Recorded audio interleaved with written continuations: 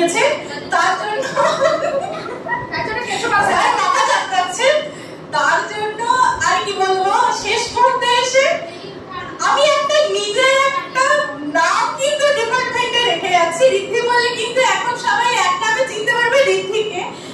অবশ্যই সেটা ডিপার্টমেন্টের সহায়তা ছাড়া আমরা করতে পারবো না, বা শুধু ঋদ্ধি কেন, পল্লবী, শঙ্কর, প্রত্যেকে আমরা কিন্তু নাম দিয়ে যাচ্ছি।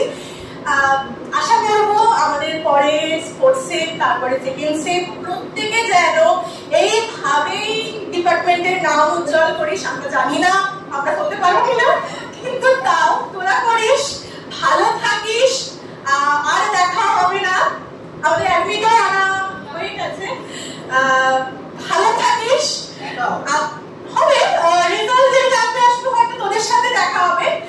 আর কি বলবো, 3 বছরের যাত্রা আমাদের শেষ হলো আজকে। হ্যাঁ হ্যাঁ, আপনার সাথেই দেখা হবে স্যার, দেখবেন হবে, পিছু ছাড়বো না, পিছু ছাড়বো না।